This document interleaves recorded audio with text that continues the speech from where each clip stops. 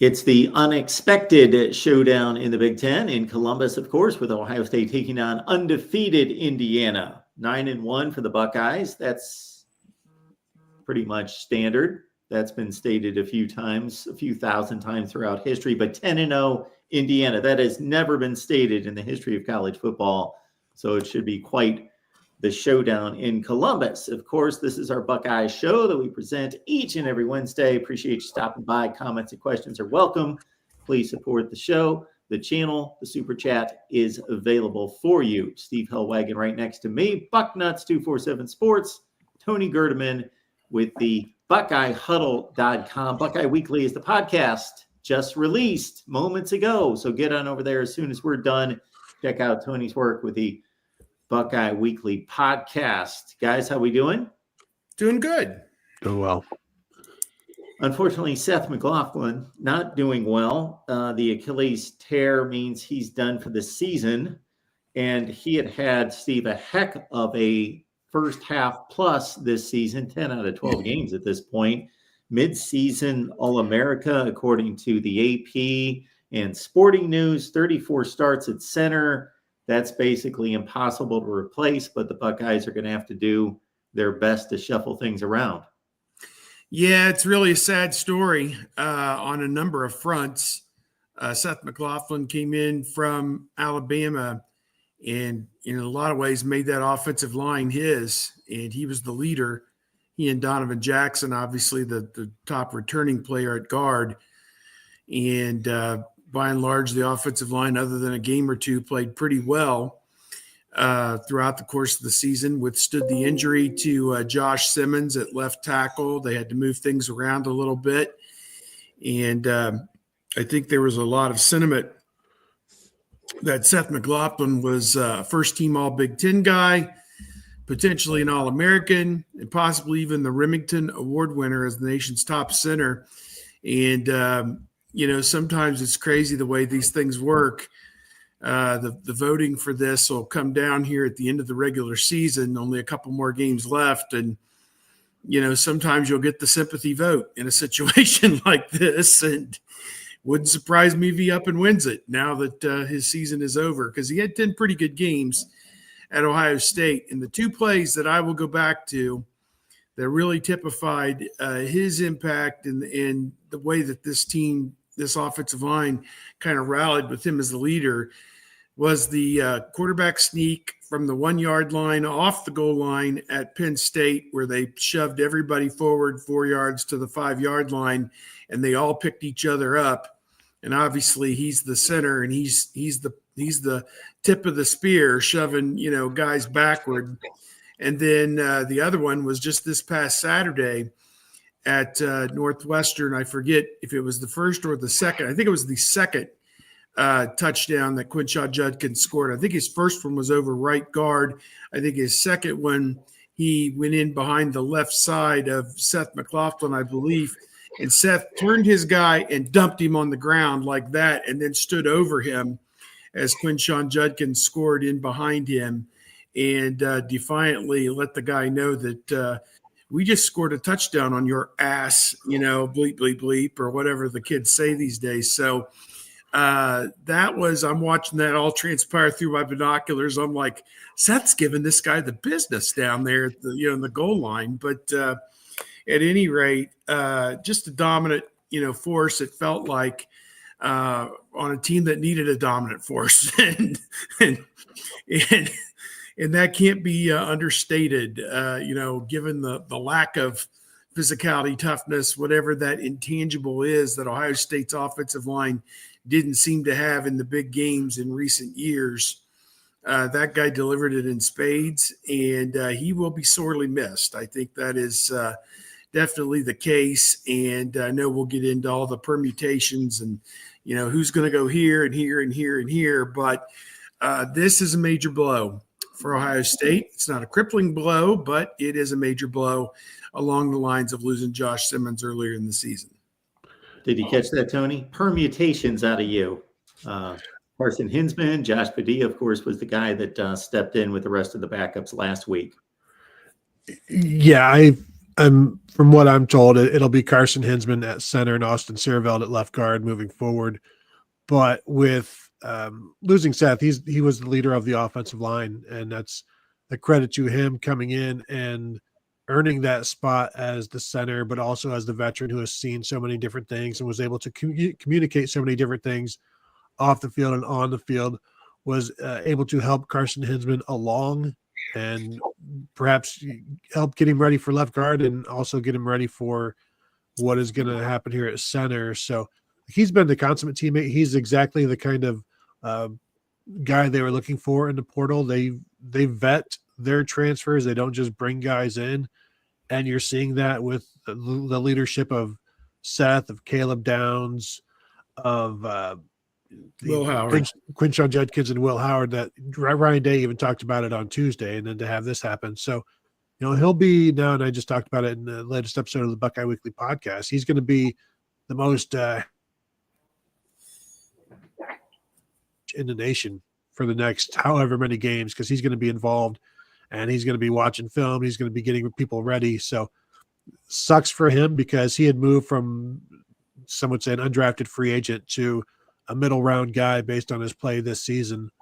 And this doesn't mean he's not going to get drafted or that he won't play in the NFL.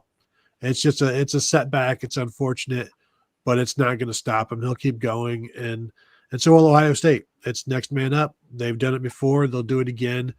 And you look over the nation, the last couple of national champions. I'll go back even further after we're done here and see how often. You saw Michigan lose Zach Zinter last year. You saw Georgia lose offensive lineman the year before.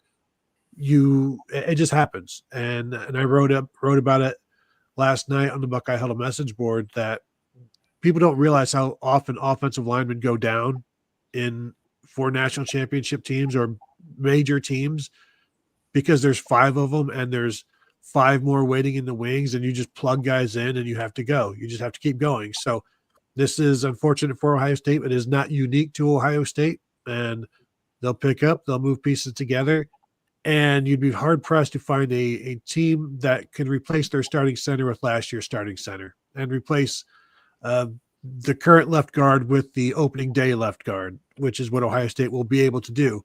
Now you got to go out there and put it together against the best defensive lines you're going to face all year long, the rest of the way out.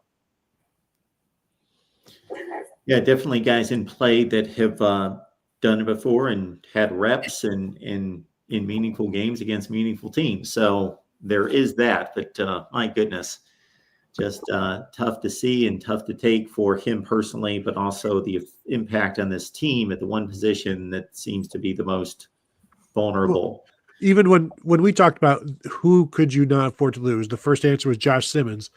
And then for like Gallows humor, it's like, well, what if they lost Seth McLaughlin? It's like, well, don't even bring that up, because that would be too much to bear. And it's a lot. And we could talk about it being just one guy. And now it's a second guy, and it's a significant person. And so this being Ohio State, they've got 16, 17 offensive linemen on scholarship. So you've got options. It's a team full of guards and centers. So you're looking for guards and centers right now. And if you can't find somebody, then that is that's on the fault of the position coaches not getting it done and not getting the recruiting, because other programs have been able to plug guys in. Ohio State has been able to plug guys in this year. And so now you got to do it again. And as I said, you're facing an Indiana defensive line that does a bunch of different stuff it's going to make life difficult on a new center. Then you've got Michigan, who has 2 defensive tackles that are going to be playing in the NFL next year. And then possibly if they win those 2 games, you're playing Oregon again, and they have NFL defensive linemen. And then it just goes on from there. And actually, maybe they'll get a break in the first couple of rounds, actually. They may at that. Showdown against Indiana. Of course, the Hoosiers have rolled for the most part, but ran into Michigan a few weeks ago and proved to be vulnerable on the offensive side, especially in the second half. Didn't get much done. I counted up 25 plays and 18 yards for the Indiana offense in the second half against Michigan. They got some things done in the passing game early, hit Michigan with a couple deep shots to put themselves in position, and 17-3 lead. And that seems to be the most valid performance out there. The Nebraska has proven not to be much of a team. Washington's probably the second best team they've played, or Washington may be better than Michigan. Of course, they beat them head to head, and Indiana took care of them fairly easily. It was a semi-competitive game, but do we think that Indiana's got Ohio State's attention? Definitely. And, I've kind of taken up their cause on Twitter. This week, there's this groundswell that, should when Indiana loses to Ohio State and beats Purdue and finishes 11-1, that Indiana should not be in the playoff. And instead, it should be one of the 2-loss SEC teams. And, I grant the fact that those teams have played more ranked opponents and probably a better schedule. But I guess I would come back and I could just say, look, Indiana's playing 9 conference games, 9 high major opponents. Granted, they didn't play anybody in the non-conference this year of note. So that's kind of a strike against them. But, the SEC teams, they kind of vary. Some of them play 8 high majors. Some of them play 9 high majors. And some of them do play 2 good non-conference opponents and play 10 high majors. It kind of varies school to school.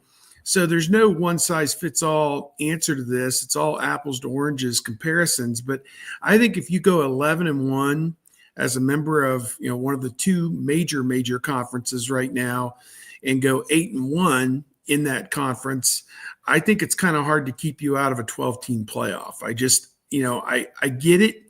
They didn't play Oregon. They're not going to play Penn State. I get it. Not going to play Illinois, who's also now ranked, it seems, as well. But, to me, I feel like you have to look. You have to put the tape on and watch them play. I mean, it's not like they're beating let's say, Purdue next week by 7 points or Northwestern by, a few points or whatever. They are on average beating everybody they've played by 30 points. They are dominant. I mean, they beat Nebraska 56-7. They have beaten these other teams in the Big Ten by wider margins than Oregon, Penn State, and Ohio State have in some instances. And we are all regarding those 3 as legitimate. Now, I know margin of victory is not the end-all be-all, as my dog goes nuts. Stop it. We'll see if they listen. Margin of victory is not the end-all be-all, certainly. And it is, it doesn't mean everything. But in this case, it's one of the few barometers that we have. And the eyeball test suggests to us that this is a legitimate top 10 team. And regardless of the fact they don't have a pelt on the wall that said that they beat Penn State or beat a top 10 team or even beat a high major in the non-conference. Michigan, won the national championship last year without beating a high major in the non-conference. Ohio State likely to make the playoff this year without beating a high major in the non-conference. So, let's don't get bogged down in that. It's the overall body of work that I think you have to look at. And, let's just don't discount them. If they come into Ohio State and lose the game 31-21, then, which is about what the experts think it ought to be, then, how can you, put a black mark on them? If they come in and lose 40-3, then I think they've got a problem. That may be disqualifying at that point. But, I don't want to talk out of both sides of my mouth, but I do believe that this is a legitimate team, and I do believe Ohio State's in for a challenge now, especially without Seth McLaughlin. Georgia is the only SEC team in those 1- and 2-loss SEC teams that is playing more Power 5, Power 4 opponents than Indiana. Everybody else is playing 9 or 8. I think everybody's playing 9. I'm not sure if there are a couple of 8s in there, maybe an Ole Miss, but they're all playing the same number of Power 4 teams, except for Georgia, who went above and beyond, mainly because they have a rivalry with Georgia Tech. Yeah. So, that's we've seen plenty of programs play 10 over the years. And so I get that the SEC people are upset about Indiana not playing ranked opponents. and they talk about strength of schedule. Strength of schedule has nothing to do with how good you are. That's just a measurement of who you've played. It's not an indication of anything that you're doing on the field or how good you are or any kind of analytical or margin of victory or anything like that. So, yeah, the strength of schedule, it's going to get better here after this week, but it's a measurement of who you've played, not how you've played, what you've done in those games. So the committee is looking at what they've done, and they've done pretty well. Now, I think they were exposed a bit against Michigan. We saw Indiana capable of bleeding against Michigan, where the old Wolverines were a 2-point conversion away from tying that late in the game. And so to think that they're going to just blow everybody out by 2 scores or whatever, that's no longer the case. And they are, can't believe I'm saying this about Indiana. They are mortal. They are human, and they can be beaten. Now it's just up to Ohio State to do it. But yeah, I mean, they're playing 9 Power 4 opponents like most of the SEC. Now, the SEC's problem is too many of their good teams are losing. And so I don't know how that's Indiana's fault. Yeah, so Indiana, of course, they win. All is good for them. If they lose, then there's going to be all sorts of evaluations, unless it's 45-3, all sorts of evaluations as to how they played and comparing 11-1 versus a pack of 10-2. And I know that the committee wedged Miami in the middle of that pack, but they still seem to kind of move together. Like they're almost inseparable based on their schedules, their records, them beating each other in various fashions. A beat B and B beat C, but C beat A. So they're going to kind of move around together. And if Indiana, if that final score moves into a 3-score range, and it could be a really good game for 3+ quarters, could be a 3-point game, and Ohio State tacks on 2 touchdowns and wins by 17. And suddenly that's a debatable, okay, was that a competitive game? Or did Ohio State just decide we're going to put our foot on the gas and Indiana's not that good? And so once they hit that SEC threshold, you just get this feeling they're going to drop below all of them, and then they're going to have moved in there, and then they're in trouble. Yeah, I think, again, there's a lot of football that's left to be played, and let's not necessarily just assume that all these SEC teams are going to finish with 2 losses too. I think that, they all have 2 games remaining. So, could somebody jump up and clip one of these teams? I don't know. Obviously, you've got Texas and Texas A&M still lurking out there. The winner of that game is going to be in the SEC championship game, it appears, and the loser could be all the way out of the playoffs. So, it's going to get a little dicey here in the next few weeks, and people are going to spin things the way that they want. I was at the OSU basketball game, so I'm going to be very honest with you.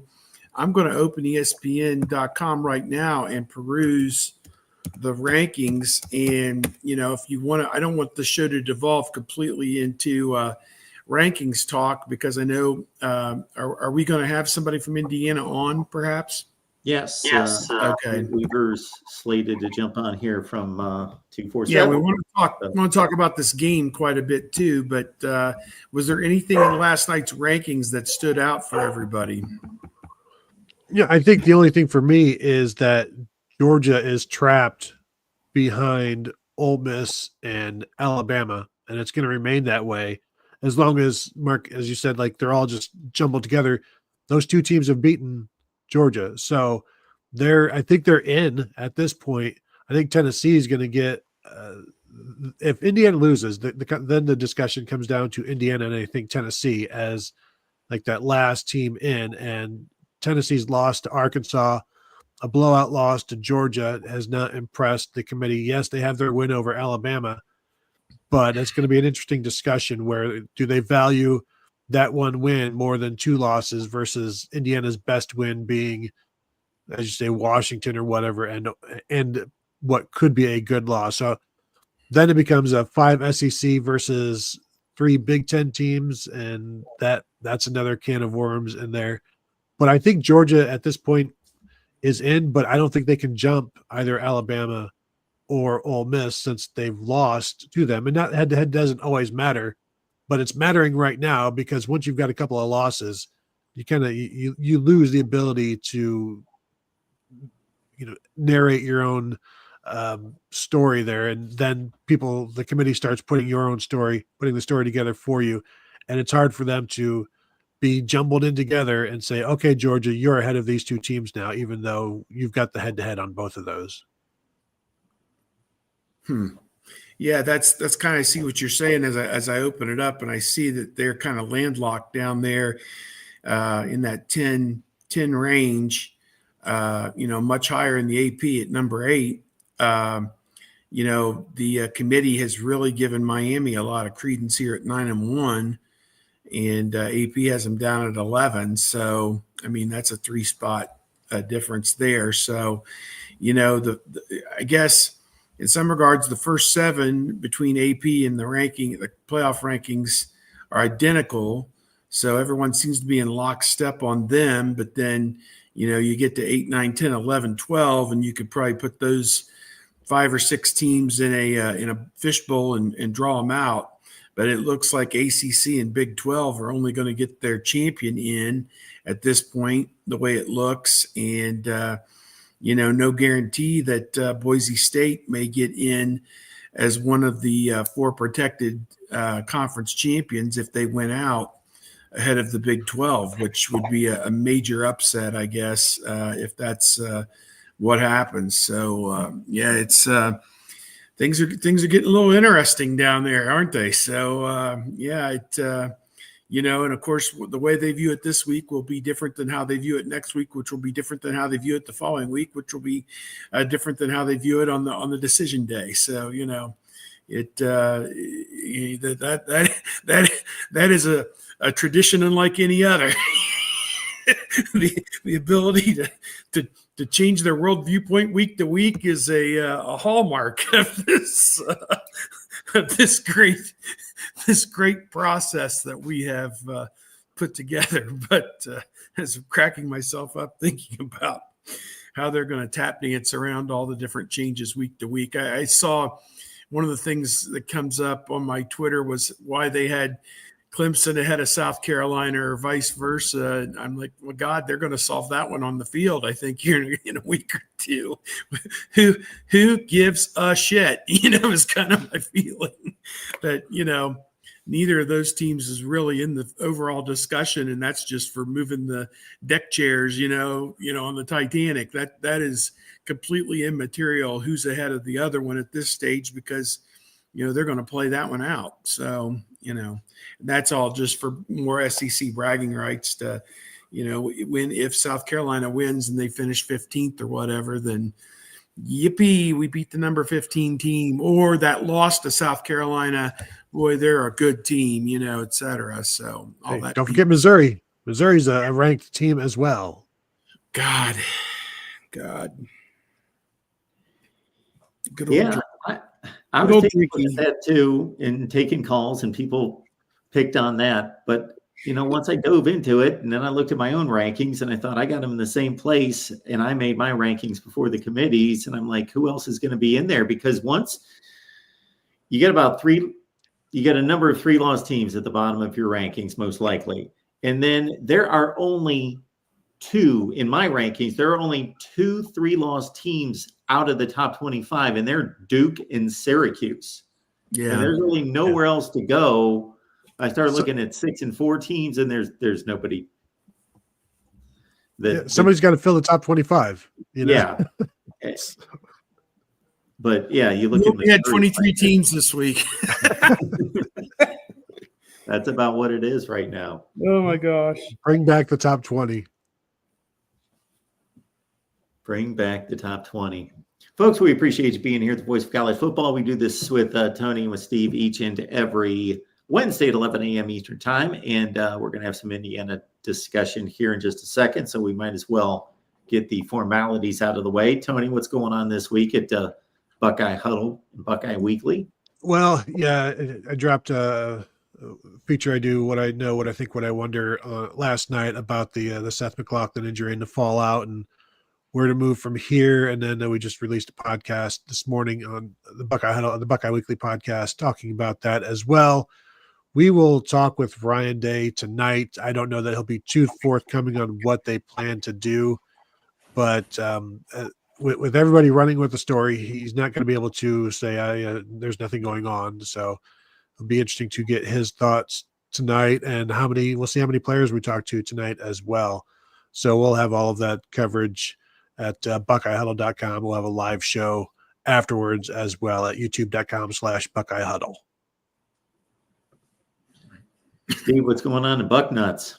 A little of this and a little bit of that, but obviously it's Indiana week, exclamation point, and wink, wink, nod, nod, biggest game of the year. And no one saw this coming, obviously. I mean, you saw as Indiana kept winning games week after week that they're in the hunt. And the Big Ten did come out with a memorandum that said that Oregon has won all the tiebreakers, even if they lose a game somehow, lose to Washington here at the end. They are still going to go to the Big Ten championship game because they'd still win all the tiebreakers.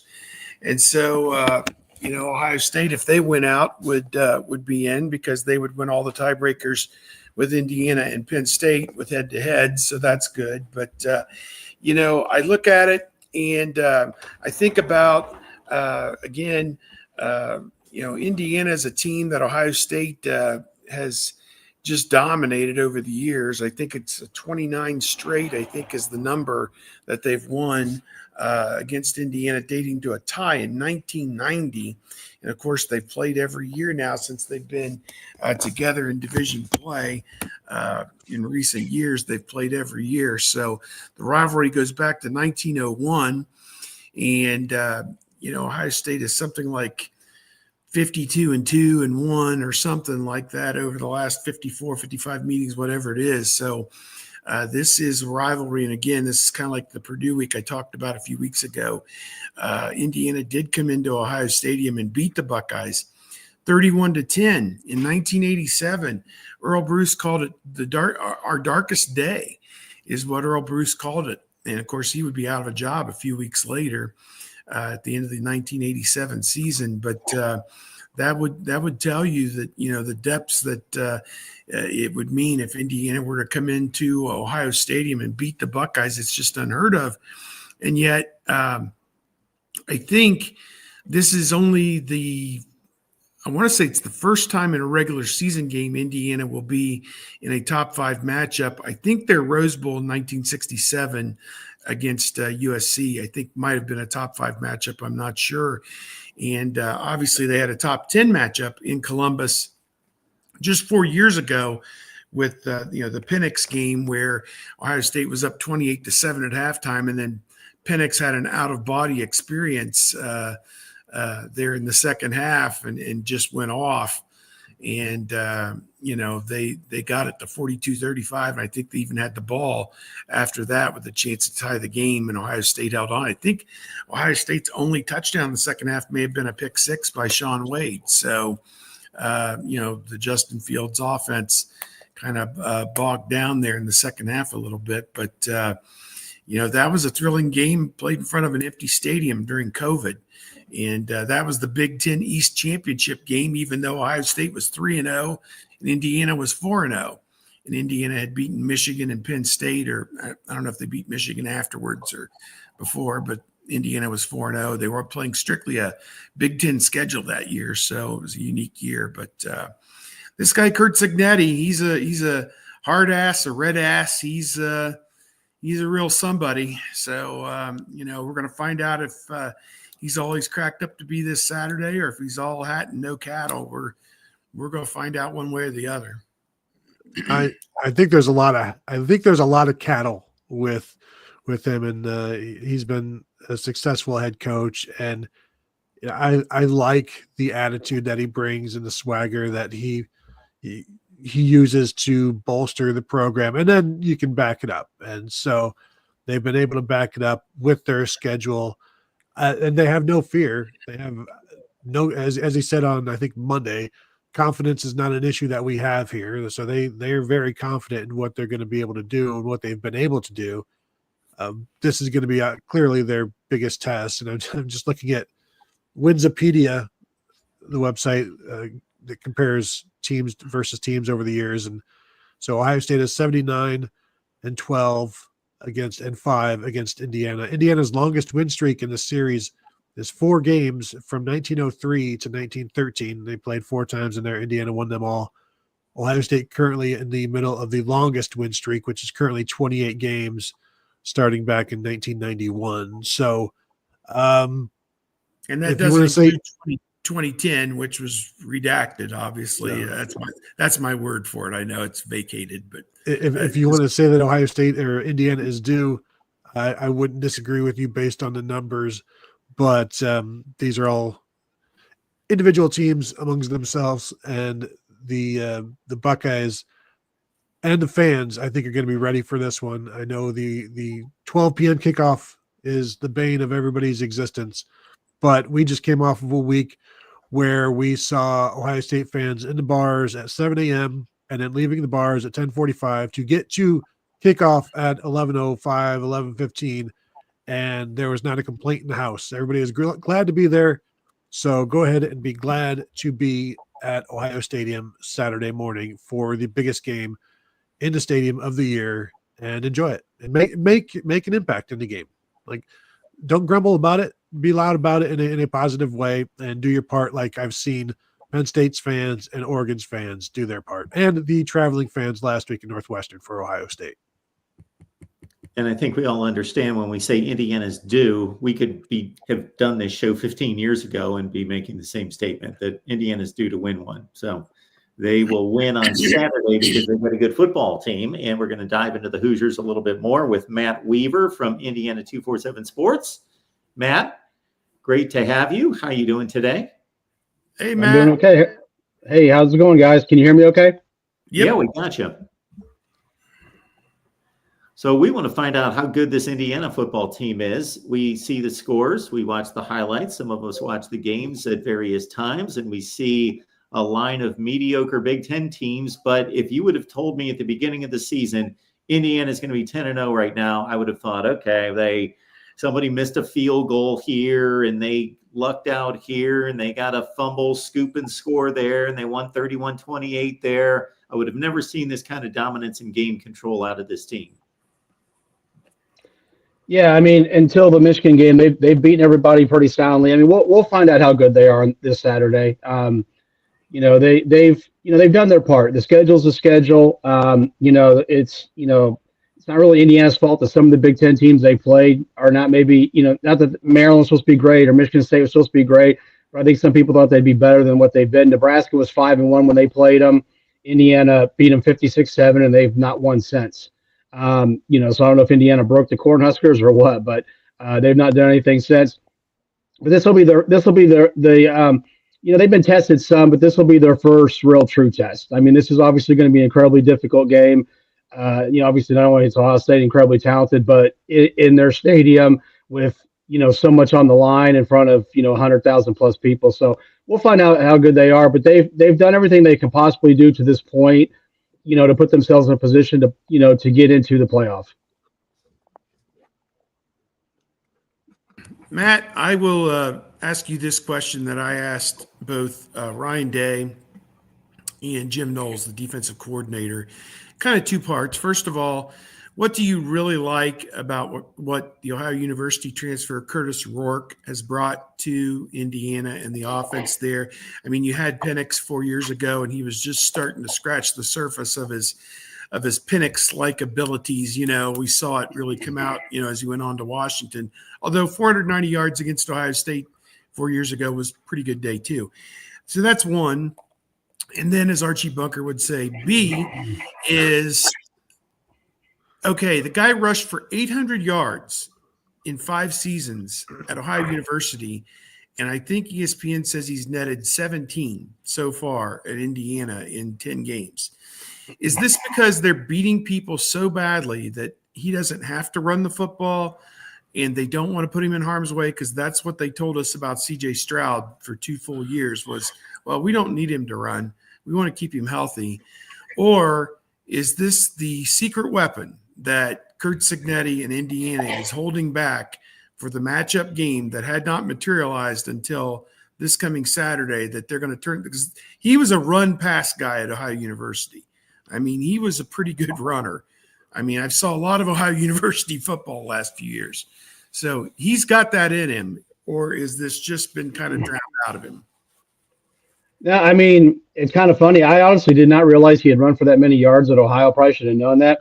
I always joke that when he runs, he kind of looks like a baby giraffe because it looks kind of awkward at times. Now he's effective. He's been pretty effective running the ball, but it doesn't. I think maybe once they've run like a read option where he's put the ball in the belly of the running back and then kept it. Usually when he does that, he's throwing the ball. It didn't go well. I want to say it might have been against Maryland, and they either got 1 yard or no gain. I just think he's so good at throwing the ball. And then the running game has been, where they don't really need to use the quarterback to get the running game going. The running game has been so good that it's just keep him in the pocket, try to protect him, and let him do what he does best, and that's spin the ball and get it out to guys. So I don't think they're gonna any secret strategy to run him this weekend. I think if he's running a lot, then the Indiana O-line is not playing good, and Jack Sawyer and some of those guys on the OSU defensive line are probably having a pretty good day. With Rourke, going back to the Michigan game, 14 of 18 for 190 yards and 2 touchdowns in the first half, 3 of 10 for 16 yards with an interception in the second half. I know Elijah Surratt, I think, had 2 drops maybe in the second half there. Was that, in your opinion, just the Michigan defensive line? Because they got after him in the second half really, really well. But how do you square the 2 different halves, like really different halves in that game? Yeah, it was really, honestly, the majority that was Michigan's defensive line kind of took over. And for me, that's the question and the concern going into this week. Can Indiana block? Because Ohio State's got a similar type as far as talent and ability and the way they can get after the quarterback. Can they block up front? Can they protect Rourke? I think if they can, I think he can make some plays. I think the passing game can make some plays. But, pressure is obviously the kryptonite for every quarterback, especially pressure right up the middle. And that's kind of what they were getting. Michigan was doing a lot of twists and stunts. It's not something Indiana hasn't seen. They just struggled with it. Now, they did have a new left guard. Drew Evans was hurt the week before the Michigan game. I think you guys have had a similar thing, a torn Achilles that happened this week for, I think, the center for OSU. Although I'm not sure that was as big of a deal as maybe some people might think. The pressure from the line was given up for Indiana was coming from all spots. It wasn't just his spot. And maybe some of it was they were getting used to working with him because, it was his first game playing significantly. But, it was the D-line for Michigan. They did a great job. Kenneth Grant and is it Mason Grant? They're good players. They're going to be NFL guys. And they've got some edge guys that are athletic. And then they were blitzing. They were doing some things. They were trying. And I would guess – I don't know how much Ohio State blitzes, but I would guess Jim Knowles is probably going to send some extra guys to try to heat up Curtis Rourke and not let him get comfortable. I would and see if in Indiana's backs, they've been good all year picking up those blitzers. They were not good against Michigan. For whatever reason, they struggled. They've had 2 weeks to kind of, iron that out, and we'll see if they have because they're going to have to do that Saturday. I am pretty amazed at how deep the receiving core is, and I know they're all coming from James Madison and Ohio and Kent State or wherever. He's got – this is as good a group of receivers that Ohio State will have seen since Oregon. Give me talk about how dynamic and how deep they are there for Curtis Rourke, and that's not even including dumping it off to the running backs or hitting the tight end. Yeah, Surratt's kind of been the top guy. Elijah Surratt came over from JMU. I would say the one thing that this group maybe lacks is maybe not a ton of elite speed. They're not slow, but it's, they don't have a bunch of burners. They just got guys to get open and catch the ball. But Surratt, even when he's covered well, a 50-50 ball is more like a 70-30 ball for him. Omar Cooper has had a good year. Miles Price, the transfer from Texas Tech. Miles Cross, who played with Rourke at Ohio, has been good. Keyshawn Williams from Wake Forest. All these guys have contributed. It's I don't know if there's like a bona fide stud, like a big time guy, a Jermaine Smith, but they have a bunch of guys that, you can't really focus on one. If you do, then somebody else is going to beat you. And there's been different weeks where a guy stepped up. You just don't really know who it's going to be from week to week. Surratt's probably been the most consistent, although like you mentioned against Michigan, probably his poorest game, a couple drops on passes he normally catches, but it's been a good group. They've done really well. I mean, the two leading returning receivers from last year were Donovan McCulley and EJ Williams. They both bailed a month ago.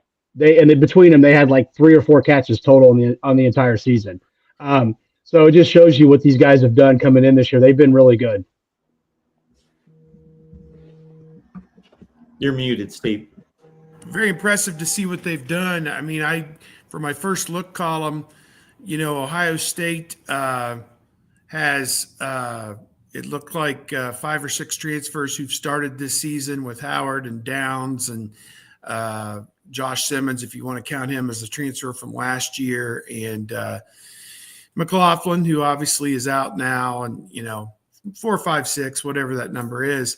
And then you look at Indiana, and they only start 5 or 6 guys who ever played at Indiana prior to this season. And, they've got them from, every different place. On the broadcast, they said 10, 12, 13 guys from James Madison came over, and 8, 10 of them were starting. And, as you listed off some of the different colleges, guys that played at an offensive lineman from Wisconsin, different places. It just it's remarkable, I think, in this era of complete transfer portal and free agency in college football, what they were able to assemble in 1 year. And, Cignetti is no, spring chicken. He's got this job at 63 years old.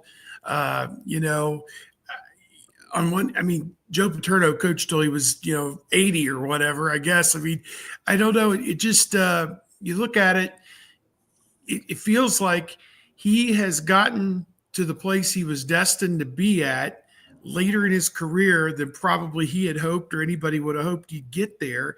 This guy's been around a long time. Somebody said he was on the NC State coaching staff that coached against Ohio State 21 years ago in Ohio Stadium, one of the most – I can't even describe the game. It was triple overtime. Phillip Rivers was the quarterback for NC State, and Cignetti was one of the assistants for Chuck Amato in that game. And, Ohio State won it like 44-38 in triple overtime. I mean, you hear that and you're like, 21 years later, this guy is coaching at Indiana. I mean, it's just been a journey, type thing for this guy. Just how has this guy done this? I mean, it's just, he's done the unthinkable. He's done the impossible. And now he's got a contract through 2031 or 32 at $8 million a year. I mean, this is unheard of. Yeah, it's pretty hard to wrap your head around. I mean, you guys probably, well, maybe not as much at Ohio State because you get coaches and they do really well and you keep them for a number of years. But about 1.5 years, 2 years ago, when things started to go sideways for Tom Allen, you start to think about it. Hey, if they make a change, who could be a good fit? And to me, I always kind of look at it. I mean, I'm not an athletic director, but I look at it. Who would I hire if I was athletic director at Indiana? And I was looking for, when I started doing research, I was looking for a guy like at Kansas that they have with Lance Leipold. I know they haven't had a great year this year, but he started at the lower levels. He won everywhere he went.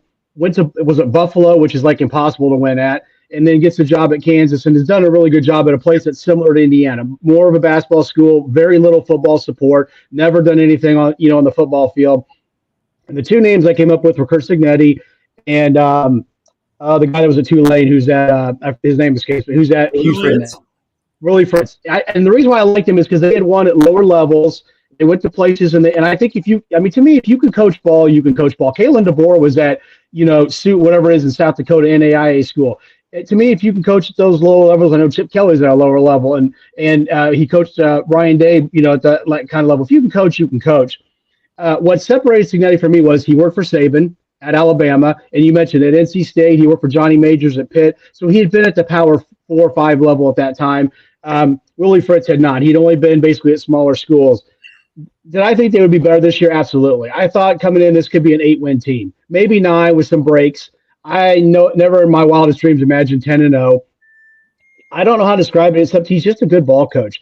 He has changed and flipped the culture, and I know those words get used a lot, culture, mindset, all that kind of stuff, but he really has. And I know he made some strong comments when he got hired. He's made some, press conferences, but some of it was, he really had to rattle the cages of a lot of people in Indiana because, basically football was the time was a tailgating time until basketball practice started. I mean, let's be honest.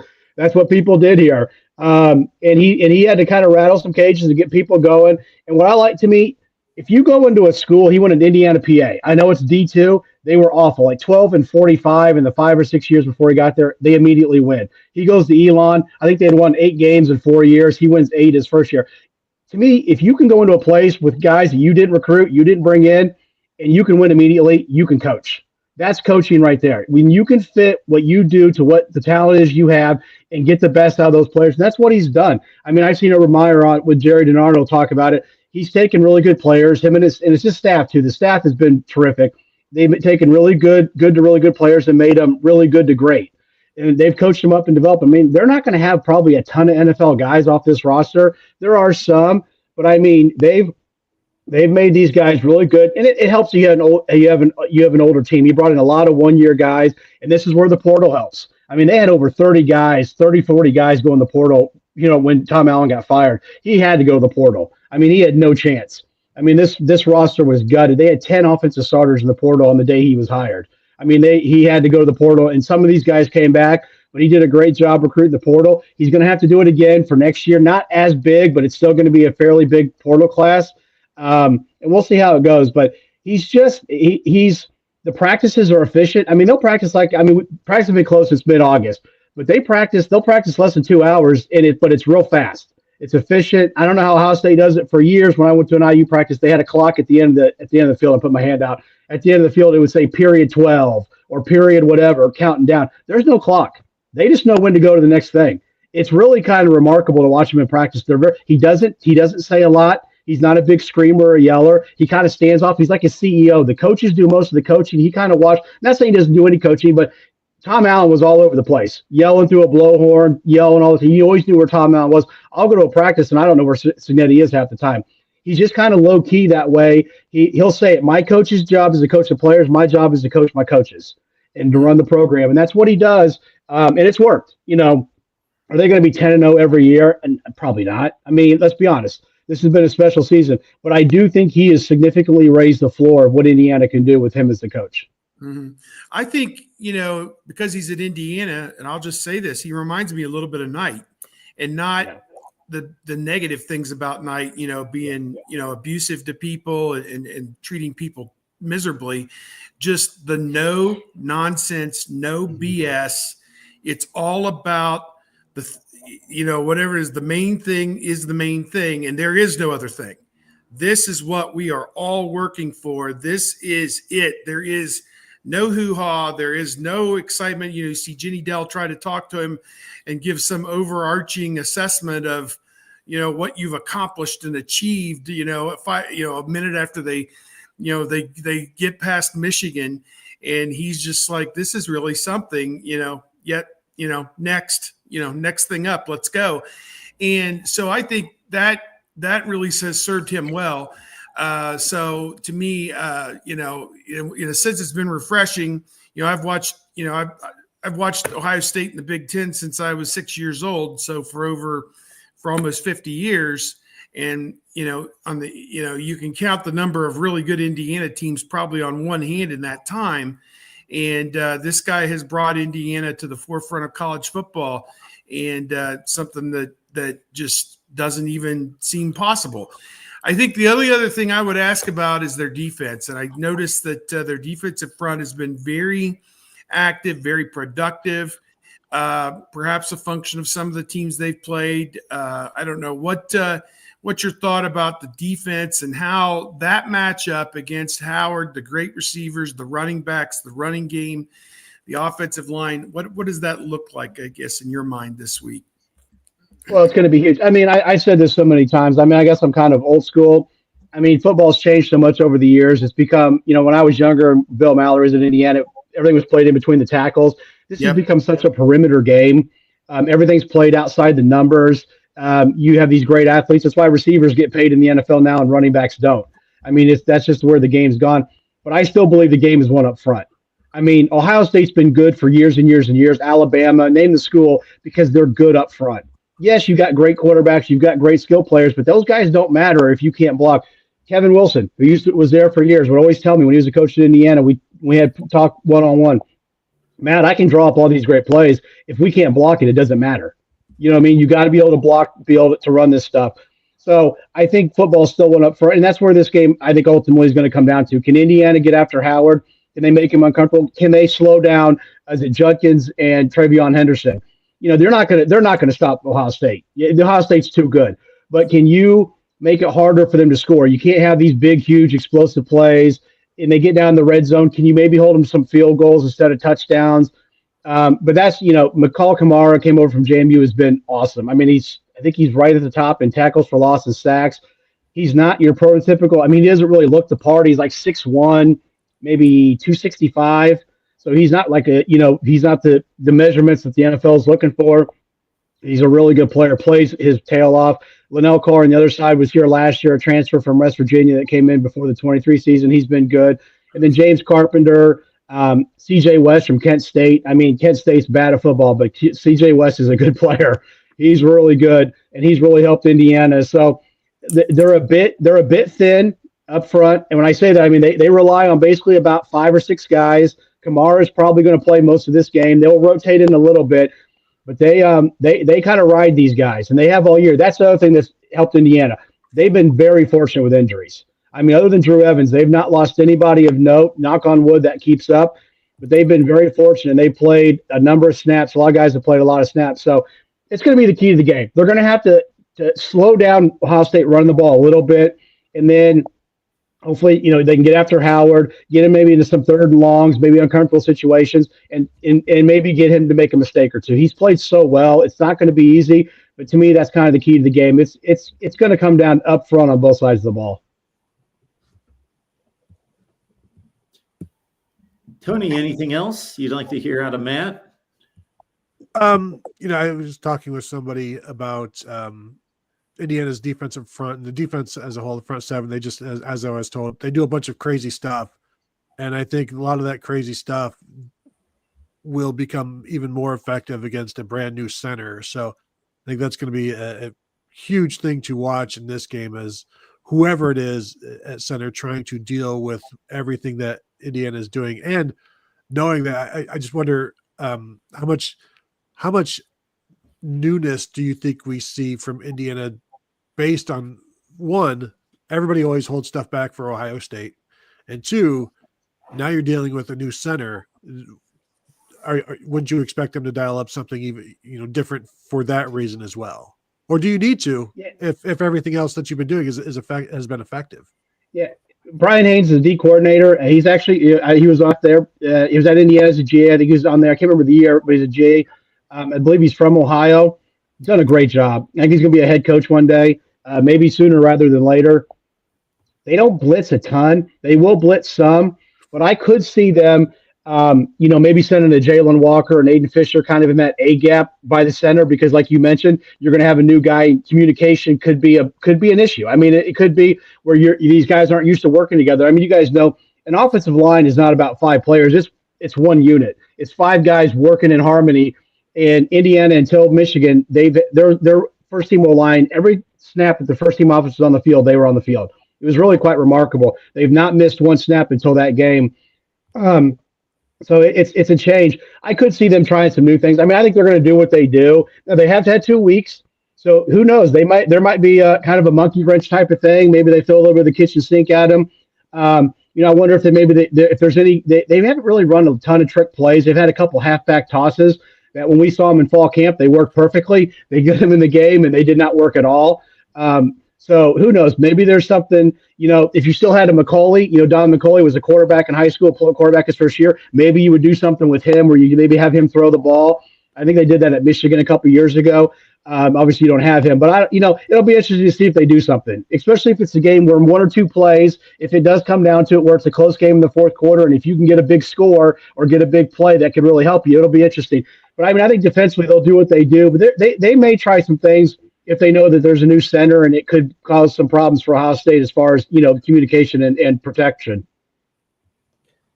You can catch Matt Weaver's work at Indiana 247 Sports. You see his X handle right there. Follow him with everything that he reports on Indiana athletics. Anything in particular, Matt, that you're working on this week that you want to point people to? Just the normal stuff. I mean, I'll be talking to or doing a question exchange with Patrick. I think you guys and doing his little thing. I think we're doing that tomorrow. That he does for your guys' the 247 site. But actually, I'm actually kind of working on some recruiting stuff. It's a little bit of a slow time in recruiting just because it was a season going on. But yeah, we're pumping out as much as we can. Obviously, this is new for us. I mean, Indiana's had a couple of good years, but this is nothing like this. Where I know for you guys it's old hat, but for us, we're kind of finding our way a little bit. Go crank out that Juju Lewis content. That's been shelved. I had a story in the admin for about 2 weeks about him visiting, and it got shelved. I joked with your guy Jeff Rabjohns, who I've known for almost 20 years now, back to the Mike Conley and Greg Oden Jr. saga in the mid 2000s. That because he was covering preps back then for the Indianapolis Star. Now, obviously, he's helping to run your guys' site there, pigs.com, which is the preeminent Indiana website and one of the best college fan websites that exists on the face of our planet. But I think that he's going to enjoy having ranked teams in both football and basketball going forward. And you guys are now a 2-sport school, so that's exciting. Hopefully, yeah. Rabbi will be over with our me and Rabbi and Jared Kelly from our site will all be over on Saturday. So I'm sorry you've known Rabbi for that long. That's a tough deal. No, he's a good dude. He's great to work for and great to work with. The great Mike Whisperer. He knew everything that was going on as it was happening. So. Yeah, he's very good at his job. Yep. Well, like you say, Matt, it's a whole new ball game for Indiana. It's old hat for Ohio State. Every time I spit out the records, I think, this has been stated, about 10,000 times for Ohio State being 9-1. But when you match it up against Indiana 10-0, that's a first time ever. So it's just it's going to be a sight to behold. And, of course, then comes the resume matchups after that, depending on how Indiana shows up in Columbus. Matt, we appreciate you stopping by. It was great to have you. Yep, thanks a lot, Matt. Really appreciate it. No problem, guys. And hopefully I'll see you guys on Saturday. Yep, there you go. All right. That's it. I think we did it. We've set the scene. That the line opened at 11.5, and it's now 13.5. Although I wonder, when the markets understand that Ohio State's without their center, if it'll come back down a point or so. But looking at the over/under in the 51-52 range, they're thinking like a 32-19 type game if you base it off what the lines are, and that's in the realm of what I was thinking, like a 34-17, something like that. And, a solid win. I just think that Ohio State last week against Northwestern, which we didn't talk at all about our Wrigley experience or any of that, but amazing. To me, it was just a mind-blowing experience to see Buckeye Nation take over Wrigley Field to the level that they did. It was a tale of two games. The first 20 minutes were basically a standoff, and Northwestern was ahead 7-0. And then Ohio State, aided by a punt snap that went over the punter's head. Sometimes you need a break. And Ohio State, was able to block the punt and got a cheap touchdown out of that. And that was basically it. I mean, Northwestern kind of crawled into the fetal position at that moment. And Northwestern converted 4 of their first 5 third downs. And we're playing Ohio State dead even, toe-to-toe, lockstep for 20 minutes. And then the last 40 minutes of the game, they were 2 of 11 on third down and really, had a couple scoring threats, but nothing too serious the rest of the way. And, the Ohio State defense playing lights out. If you take out that pick 6 by Penn State, Ohio State's only given up, I think, 7.8 points per game over the last 4 games. And you're going to win a lot of football games if you only give up a touchdown each week. I think Indiana will probably get a little bit more than that this week. But, it should be one hell of a game. Saturday at noon, high noon on Fox. And, I had somebody in our house here the other day, a lady who had season tickets, and she said, I give off some of my tickets to my friend, and I just threw in Indiana for the hell of it back before the season. And now I'm like really regretting that I gave those to my friend. And I'm like, I bet you are, lady. I bet you are. So, yeah, I think the market that I saw the other day was if you want to just go as yourself, one person, you can get into the stadium for $100 because there's plenty of single tickets available. But if you and a friend want to go and sit together to buy a pair, they're $200 a piece, $400 for the pair. So, this is a prime ticket this weekend. All right. Everybody catch Tony at BuckeyeHuddle.com, and the Buckeye Weekly podcast just dropped. So you can go directly from here, Buckeye Weekly podcast. You might as well just head on over there and get saturated on Ohio State, Indiana. And, of course, catch Steve at bucknuts.com. Guys, enjoy the game on Saturday, and we'll make it on back here next week. Yes, sir. Yeah. Hopefully we have happy things to talk about. We'll